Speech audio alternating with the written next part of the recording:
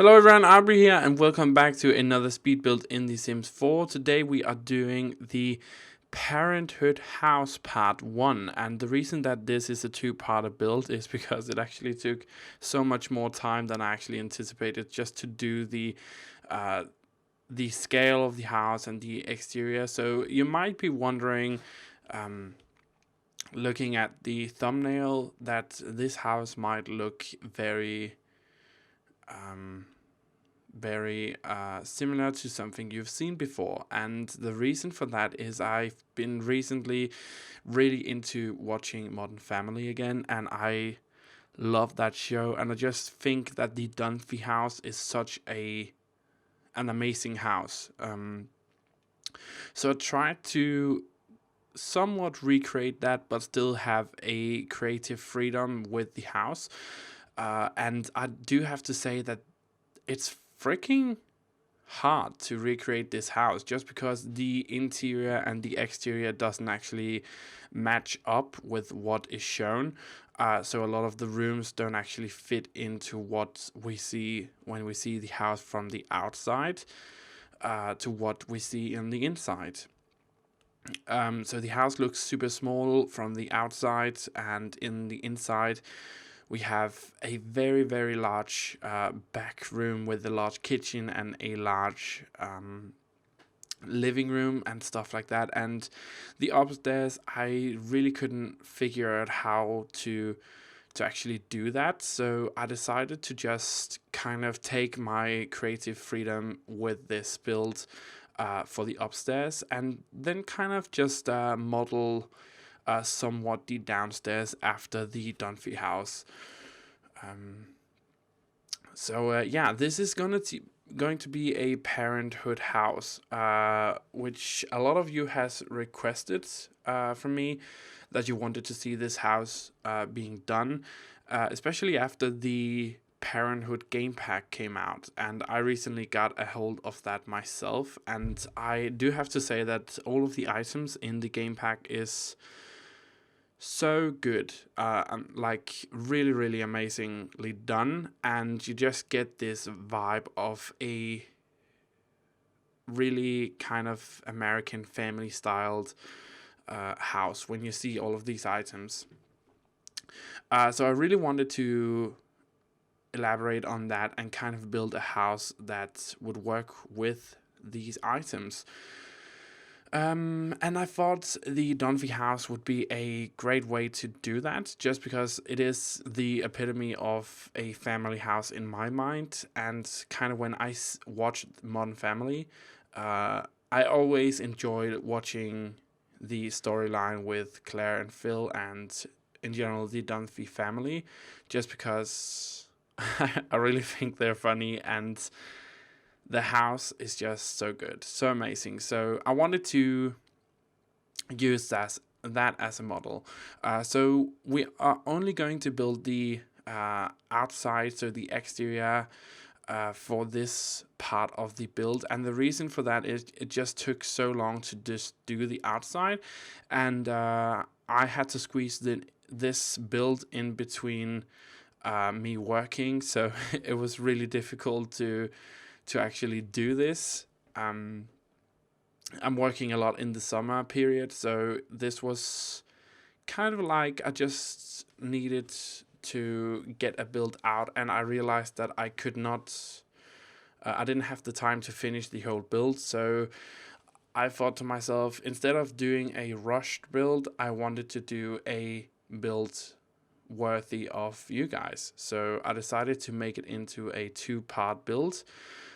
So I would have so much more time to actually do the build right, and kind of make it the best build that I could do. So yeah, I hope that's okay with you guys. And yeah, I'm just working on now just the placement of general things like windows and stuff. And again, I always had in the back of my mind that I needed it to kind of resemble somewhat the Dunphy house, but I also wanted it to have my own original spin on it. So that was actually really hard because, as I said before, the proportionate of the outside and the inside just don't match up at all. And it was something I found really annoying, actually. So, yeah, but as you can see, it doesn't look... or it does look like the Dunphy house, but not so much that I think I totally copied it. I just used it as an inspiration. And I really love the wallpaper that we chose for the outside here. And this lot didn't actually leave that much space for a garden. Which I really saw as a challenge. Initially I wanted the house to have a really nice big garden. But seeing as the house actually turned out to be much bigger than I anticipated, with the whole back end of the house having a very large kitchen and the big living room and stuff, it turned out that the garden was just gonna be a little side thing that we would have kind of on the side of the house and then a little one in the back. I think that turned out to be the best thing that could have happened for this house. So we have this nice big front yard, which I'm gonna decorate with a lot of plants. And we have the kind of, let's call it a backyard, but it's kind of the yard off to the side of the house, which I'm gonna put in a lot of stuff. So I wanted to have the yard here look, I want to say not manicured, but somewhat taken care of, but still having that vibe of looking a little bit overgrown, like it was taken care of, but to a certain point. And then I tried to incorporate another color into the build. I just did not like that. I really did enjoy having this pastel green color. And then I tried to complement it with some stonework here and there. But just working on the garden now, and as I said before, I wanted it to have this manicured look, but still have this wild kind of feel to it. So that's why I chose to incorporate those triangular, really professionally cut bushes and putting in a lot of plants that seem a bit more wild and has like this more wild feel to it.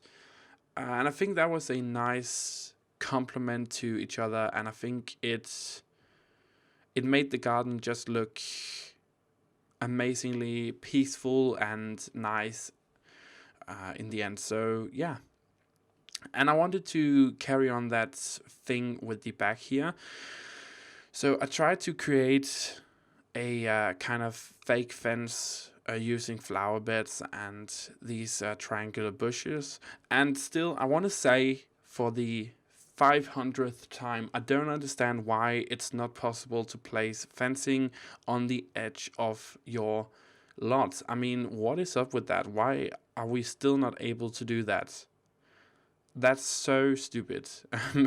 It just doesn't make any sense to me. You could do it in all of the other Sims games, but here it's just like, nope, not gonna do that. Yeah, it's just something I simply do not understand at this point in the game series lifespan. They should have been able to pull that off, but yeah, I guess not. So maybe that's just something to dream about. But yeah, as you can see, the backyard here is not that big, but I think it looks a lot bigger than it actually is. And we're gonna put in stuff, activities for the kids, like a basketball hoop and some gardening stuff for the mother, and just a nice relaxation area here on the back porch. Just because it couldn't actually be that big, just because the lot wasn't that big. But I don't mind that at all. I think it turned out to be the best thing for the house, as I said before, to have this kind of smaller lot with this big house. I just think it makes it so much more intimate and nice. So yeah. I was just looking for a car to put in the driveway here, fake driveway, whatever. But I wanted it to be a family car, and then I started working on the backyard here. We are gonna get rid of those tiles in the end. I just did not like how it looked, and we're gonna use terrain paint instead, just to kind of make it look a bit more realistic. And then I was looking for an activity here to put into the backyard, and I decided to have this basketball hoop instead. And for some reason, the first basketball hoop that I grabbed, every time I grabbed it, it just kept racing into the air, and I was like, okay, so that's actually not the first time that has happened to me, but for some reason it happens from time to time when you place objects on top of each other. It's just something to laugh about. It's just a weird little bug that is just super weird and freaky, and it's not so much annoying as it is just a fun little thing that happens sometimes. But I was just going around doing some detailing on the backyard lawn here, and then these tiles were really annoying the hell out of me, so I decided to just get rid of them and use the terrain paint to create these fake tiles. That way I could also have them being closer together, and kind of create this fake pathway that looked more realistic than the one before. So I think that turned out to be the best thing. And here we have these screenshots here. I really hope you enjoyed this first part of the build. So if you want to get this build, it's not available on the gallery yet. It will be once I do the interior. But please support this video by throwing in a like, share it with your friends, and subscribe. Click that little bell beside the subscribe button to get notifications every single time I upload. And yeah, there's nothing else for me to say other than have a truly fantastic day wherever you are in the world. And I will see you next week for part 2 of this build. And yeah, I hope you enjoyed. So again, have a truly fantastic day wherever you are in the world, and I will see you next time for another video. Bye!